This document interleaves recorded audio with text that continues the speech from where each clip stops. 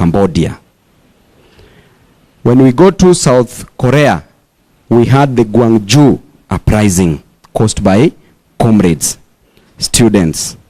You come back to China and Taiwan, we had what we call the Tiananmen Square protest stroke massacre caused by comrades. Come back to Africa, we have the Arab Springs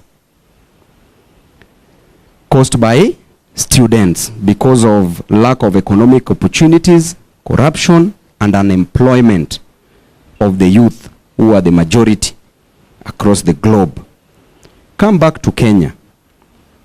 When Baba was fighting for multi-party democracy, students were at the forefront. But fast forward, what are we seeing nowadays? Comrades are not working. Comrades are sleeping because their leaders are not doing anything. We want to work on the Duale bill. And Baba, the status of that bill, so far, we've already passed the committee stage. We are going for the second reading stage. That is the committee and then the committee of the whole house, where we will pass this bill. It is something that it is just a matter of time, and we shall pass it. But that is not the issue, because even during my time, we had very strong student leaders, and equally we had student leaders who were doing nothing. And history still remembers them up to date. And those student leaders went through the universal suffrage. They were elected.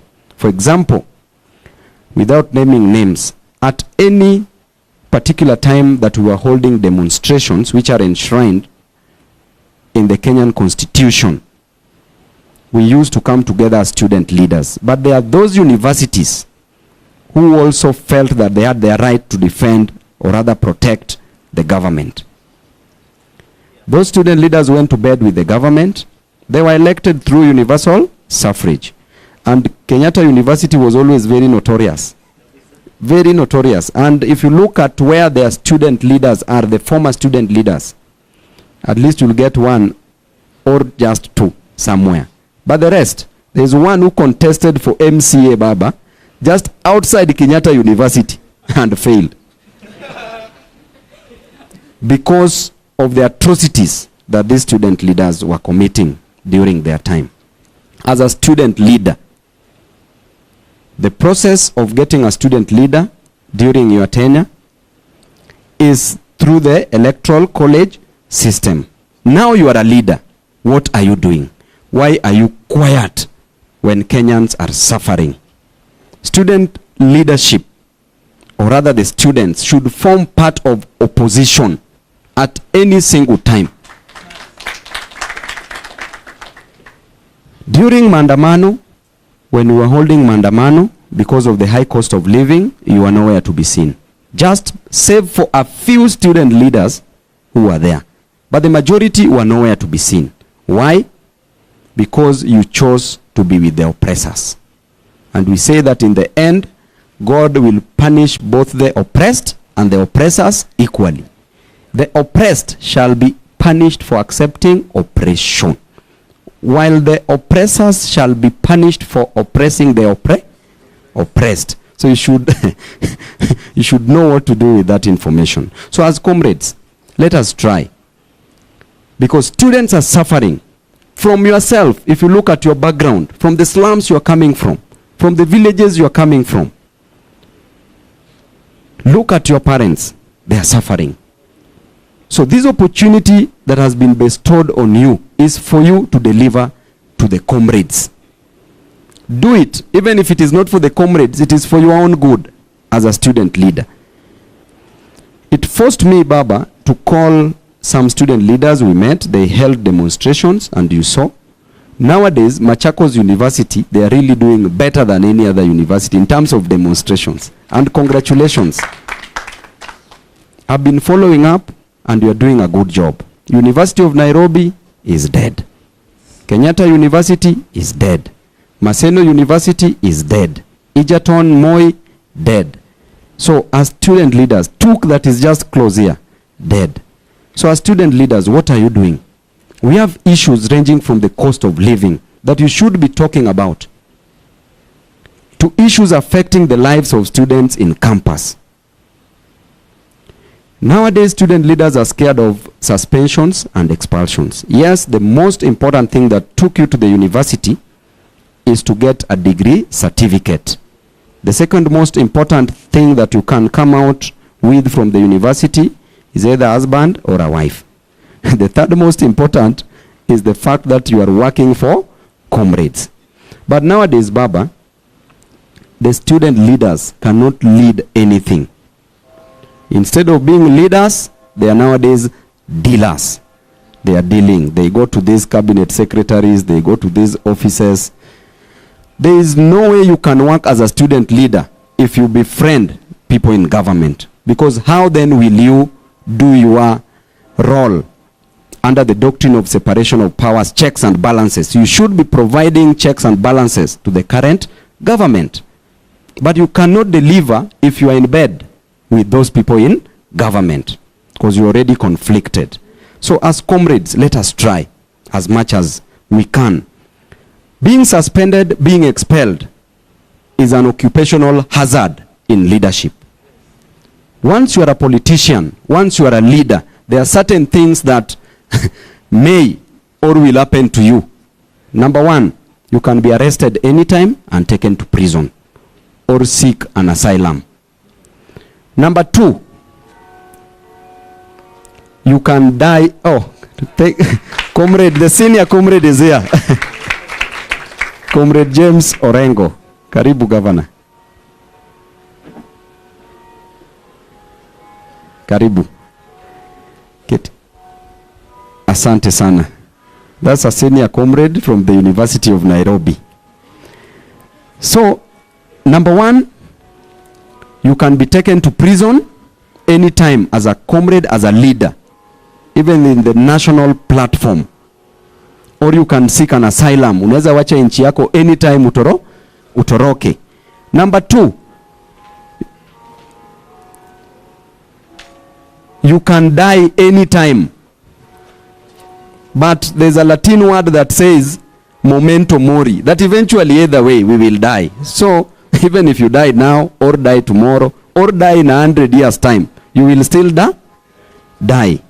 True or false? So you should not fear death. Naona another senior comrade hapo, Gabriel Oguda. Sawa kabisa. Number three, you can enjoy also. But most importantly is service delivery to your constituents. So the issue of arbitrary suspensions and expulsions we can handle in two fronts. Number one, by going to court, the litigation process, because education is entrenched in the Constitution as a fundamental human right.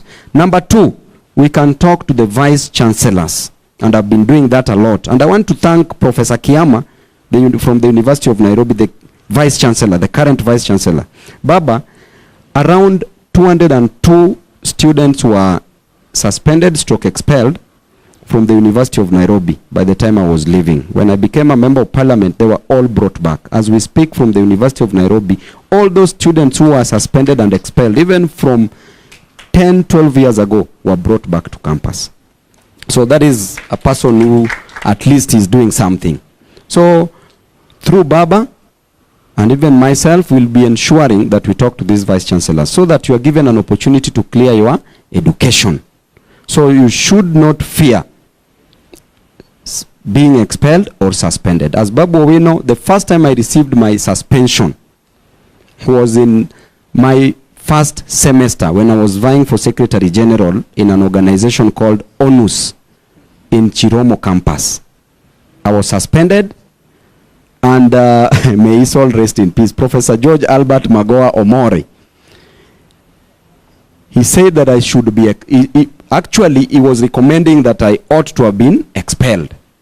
But when I went to talk to my principal, Professor Irungu, she gave me another chance. And Professor Magoha accepted that chance. So he gave me another opportunity. That's why when we were vetting Professor Magoha, I was the first person to support him, because at least he gave me a chance.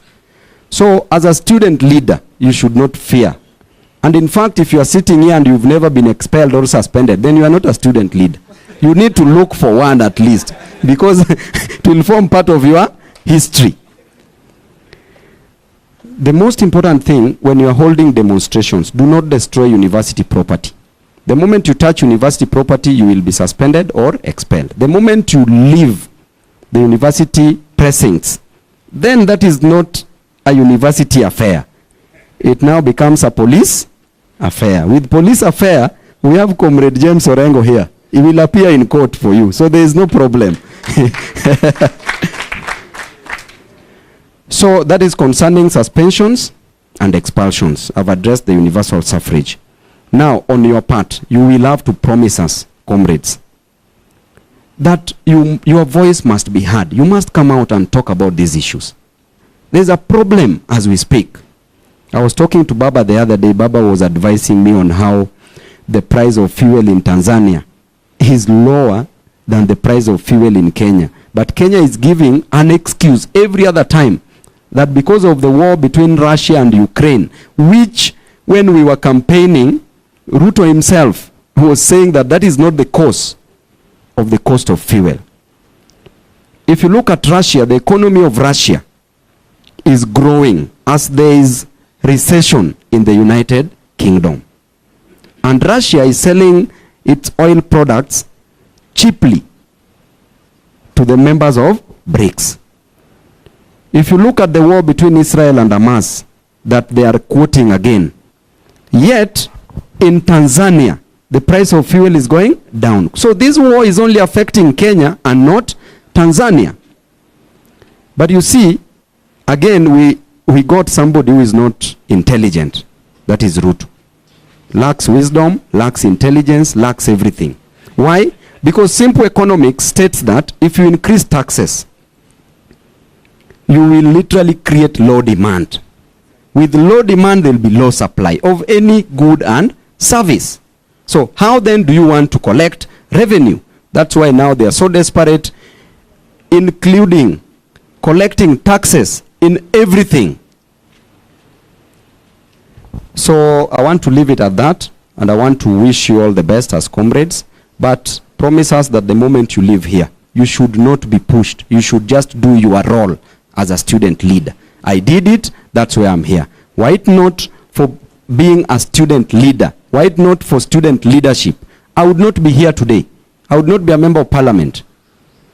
So, comrades, you must do something. Asanteni sana. God bless you. And I want to take this opportunity to welcome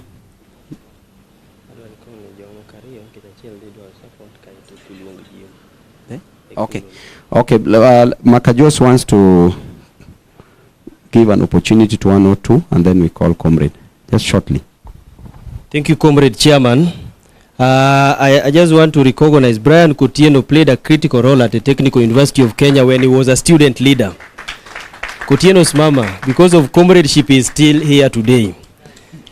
We have our friend Beast from the Technical University of Mombasa stand up. He is currently vying again, and he needs our support because of comradeship. So we will have to support you because you belong to this side of the government. This is also another government.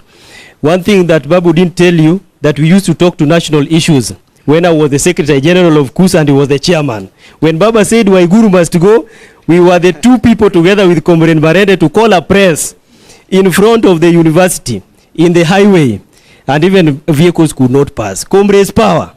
Thank you so much. In fact, on Makajos, this was a very strong student leader at Maseno University. And during our time, we never even used to meet. We just communicated on phone. We were meeting online.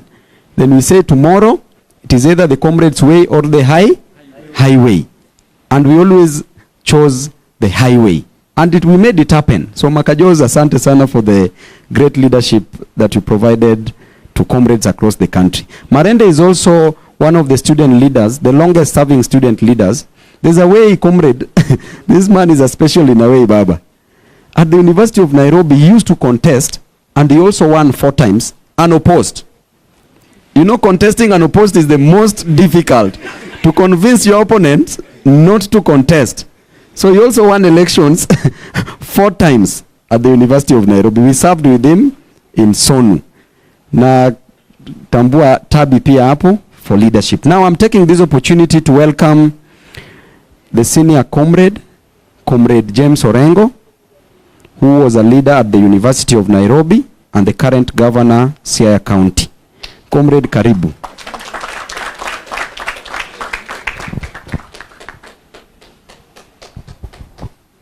To the People's President, Right Honorable Raila Odinga, Comrade Babu Owino, the entire leadership of the student movement from wherever you come from, Comrade Power. Comrade Power. I didn't know there was this meeting going on, but I'm glad that I came when the meeting was going on. Babu, if the qualification of a student leader, the following which you have mentioned, I've been imprisoned, so I qualify on that basis. I've gone to exile, so I qualify on that basis, and I've been beaten many times. I have not died. And there's an American who used to say, when you're fighting a war, you don't die for your country. You make the other person die for his country. Because if you die, there will be nobody fighting. But I just wanted to say 1 or 2 things. When I was at the university, luckily, the level of international student solidarity was very high. We had solidarity with Dar es Salaam University Students Organization, the Guild at Makerere, and there used to be a movement based in Prague, the International Union of Students. So whenever there was a problem at the University of Nairobi, because of that international solidarity, including students who were expelled, including somebody like Oki Ombaka, I remember, fighting very hard for him to go to Dar es Salaam University, courtesy of the International Union of Students, which was a worldwide student organization. At the time when I was a student leader, the Secretary General was a Sudanese and also a member of the Sudanese Communist Party at the time. But my point is this: I think the country is at a crossroad. If ever there was a time to make change happen, it is now. It is now. Remember, I was at the Council of Governors meeting in Narok, and the view that is emerging that everywhere people are very angry with what is happening in the country, particularly the cost of living. And some of them from the Kenya Kwanza counties were saying quite loudly that if there was Mandamano now, then the hottest places would be the Kenya Kwanza areas. So if there was a time to make a difference or to make change happen, it is now. And the old tools of organization and mobilization, when Baba and I were in the student movement and there was a lecturer at the University of Nairobi, are very different, because you had to physically organize rallies.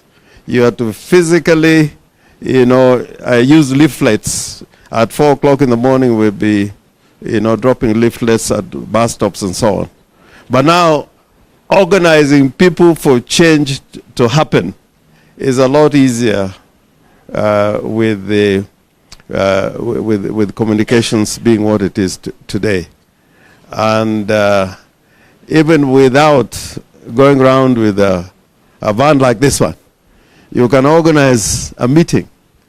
What happened in Cairo that brought down Mubarak was something which was not organized through rallies, but through the internet, and suddenly, Cairo was full of activity and demonstrations.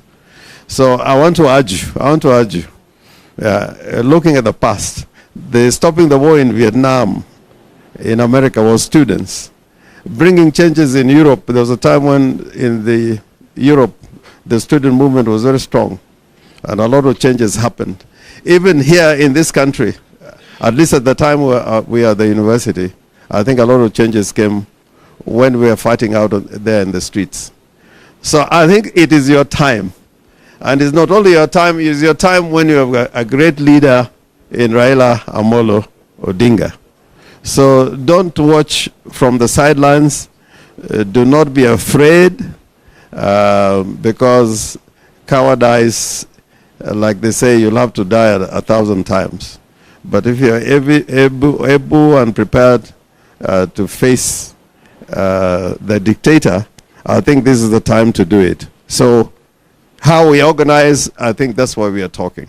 But I hope that you will have courage, patriotism, and let's make change happen in Kenya.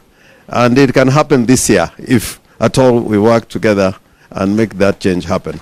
Asante sana, asante sana.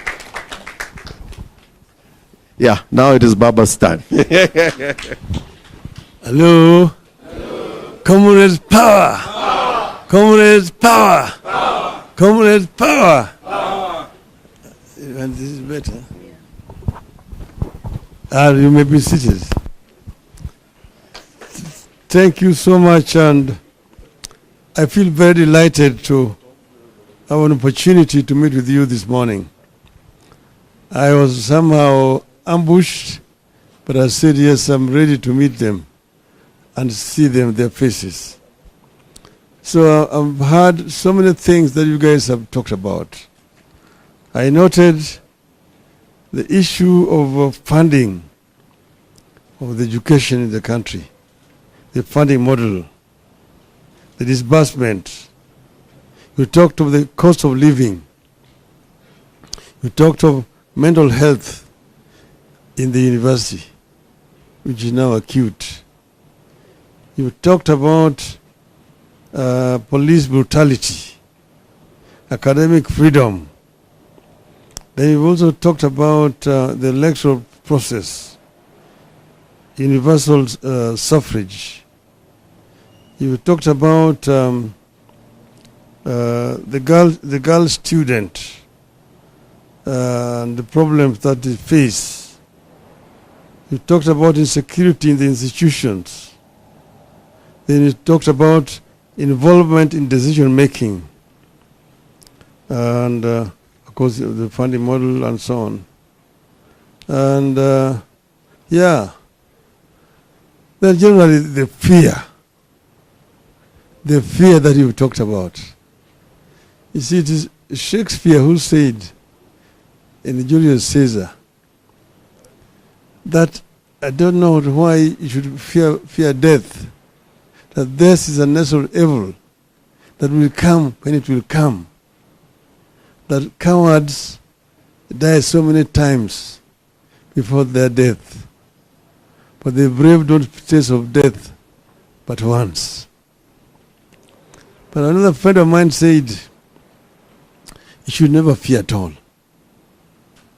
If you are sick, you should not fear, because you'll either be treated and you will recover, or you will die.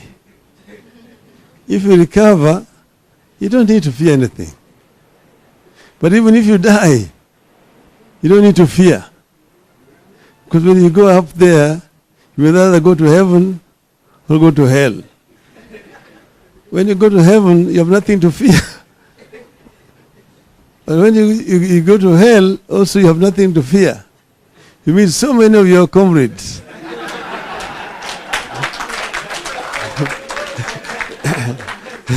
You'll spend a lot of time just greeting them, saying, how are you doing? Before your time comes to go to fire. So don't fear. You don't need to fear anything. Okay? So, Jim has told you, where we are coming from. I myself was a student leader in Europe. We used to have what was called Federation of Kenyan Students in Europe. And I was the Secretary General who organized all Kenyan students from Ireland all the way to the Urals. That means Soviet Union in those days. And we used to meet and organize ourselves and actually make contributions that assisted the people who are struggling back here at home. We were members of the International Students Union, which James has just referred to, which is based in Prague. At that time, the leader was from Angola, a member of what they call MPLA, which is now the ruling party in Angola at that time. And this student movement actually assisted the liberation movement back at home. In those days, Zimbabwe was still called Rhodesia, struggling. Mozambique, Angola, Guinea-Bissau, Cape Verde were still under the Portuguese colonialism. South Africa, apartheid was ruling supreme in South Africa. Then the student movement those days actually fought and assisted the freedom fighters. We also organized scholarships for young people who were there in the bush to come to Europe and get education at that time. Now, when we came back here, the university students from Nairobi were very, very fundamental in supporting the movement for change in the country. And they suffered for that. Jim here was the student leader when I was myself member of the academic staff at the University of Nairobi. They used to be arrested. You see that the central police station is just next door there. And then there was Mzungu. What was the name of that Mzungu? Who was the Nairobi area. But then there was another one called Patrick Shaw, who was very notorious. He coming down there to beat up the students. But they stood very, very firm. There were quite a number of them who were arrested. Some of them were expelled. After him, the late Oki Ombaka. Before that, there was a Wori Wakataka. And then there were several other student leaders who were actually arrested or expelled from the university at that time. That is a time when the erosion of academic freedom had started in our institutions. And this has continued to this struggle for freedom of movement, freedom of association, freedom of speech, but academic freedom at the university has been very much part and parcel of the struggle for democratization in our country in general. And you see that there is always an attempt to try to muzzle the student voice. There's no doubt that this amendment was moved by one who is now the Minister for Defense to deprive the students with the right to elect their leaders of choice by bringing the so-called delegate system. I see. But as Babu has told you, this matter is coming back to Parliament. And our instruction to our members is to ensure that you go back to universal franchise. One man, one vote. One man, one vote, one shilling. Okay? We will work to see that this happens. Then, this issue of funding model which they have brought here, it's very confusing. It is not quite clear because they're talking about those without any means who will get 100% support, those with some little bit of ability or support, and then those who don't require support at all. And you ask yourself, where is the barometer? How are you going to test the temperature? You will see that so and so parents are employed, but that fellow who is employed is actually supporting 10 students or children. Somebody is probably earning less down here, but is only supporting one student. This student went to a national school. Then it's assumed that the student has got means. How do you know? Going to a national school is just because of the marks that you received at the examination. And maybe your uncle can offer to sponsor you. Or just a friend with the family can offer to sponsor you because you've done well. That does not mean that this fellow is going to sponsor you at the university. So all these things they're coming about with are things which have not been tested. They are basically like people who are walking in the dark. And then the issue of using police in the institutions of learning is again something that we have condemned very strongly. That universities should be allowed to do their things, and the police should not be used excessively in the universities. Students should be able to engage and dialogue with the university authorities. That is the civilized way of running universities. But we are dealing with a state that has gone rogue too early. Too early. And that is where we are having these problems. Now, we sat down ourselves as members of Azimio and looked at education in a country. Because education is what actually differentiates societies. You find a country like Japan does not have any kind of natural resources of any of repute.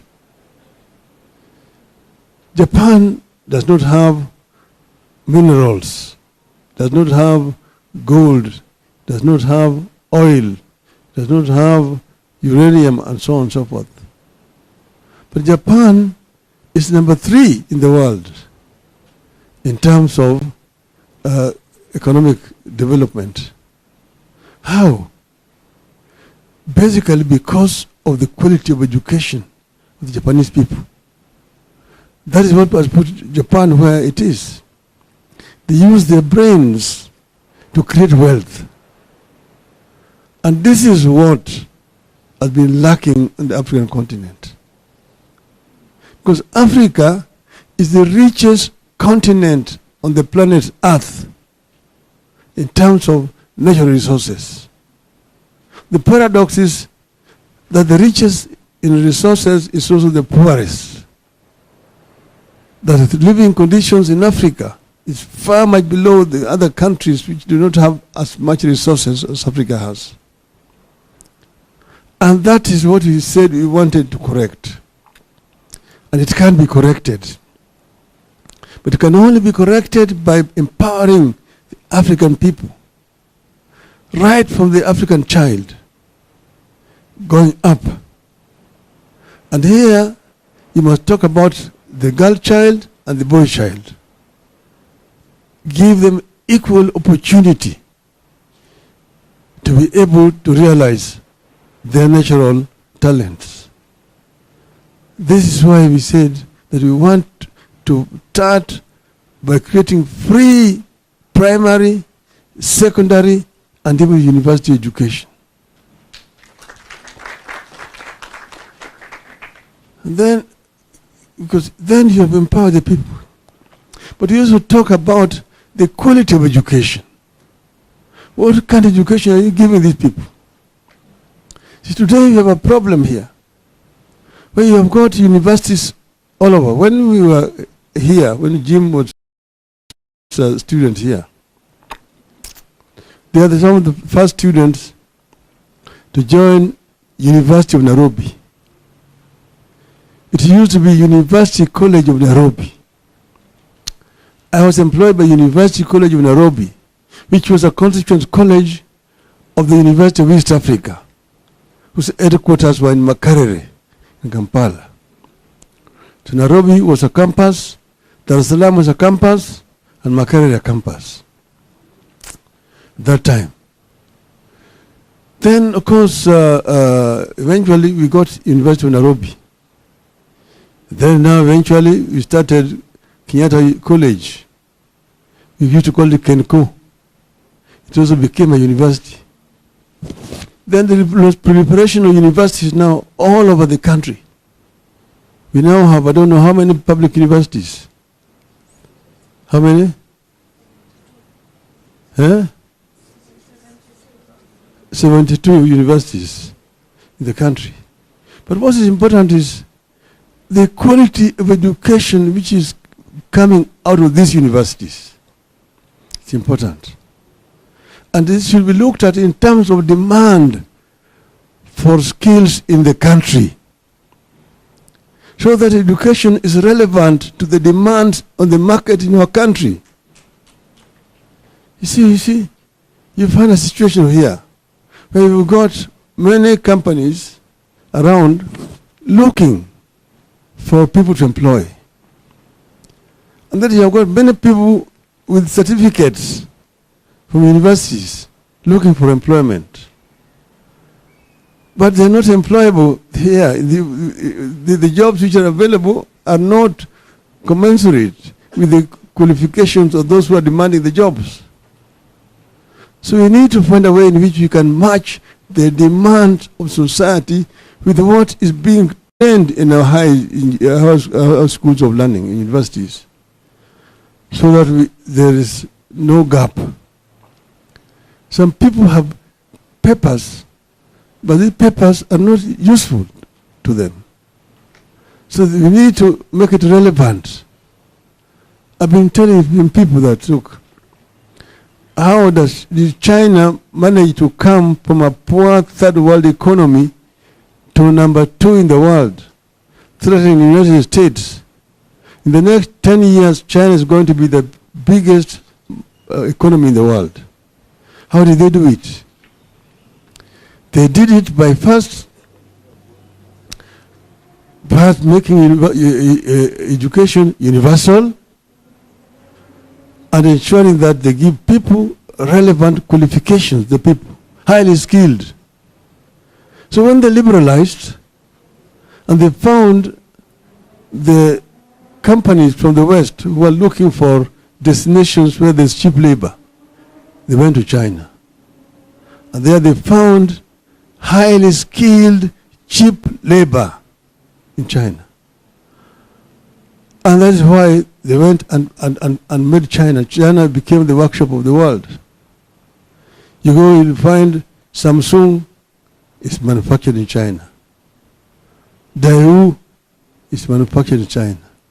Mercedes, Benz, Volvo, Peugeot, Toyota, Ford, all manufactured in China. But I used to work in the Mercedes company factory in a place called Stuttgart. They told me that it is cheaper to manufacture Mercedes now in China, ship it back to Germany, than the one which is manufactured in Germany. So China became the factory of the world. Now China has been able to build the biggest middle class, 500 million people, middle class. Chinese middle class is bigger than the entire population of the United States. Yele double. So now, Chance is no longer the cheapest.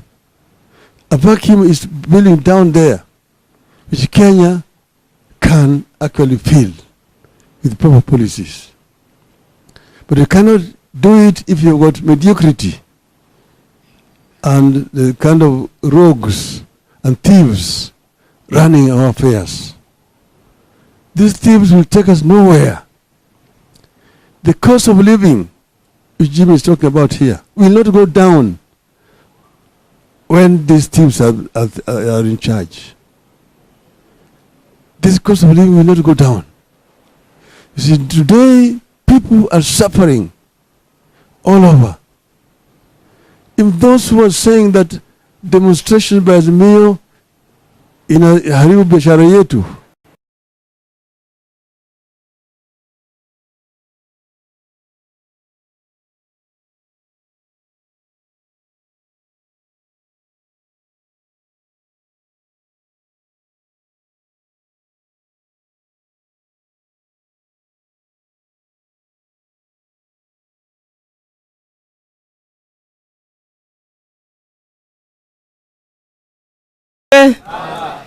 Baba, thank you very much for your wisdom.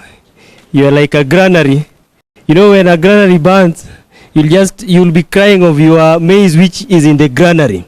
So, Baba, for your wisdom, we thank you and we still pray that you live long.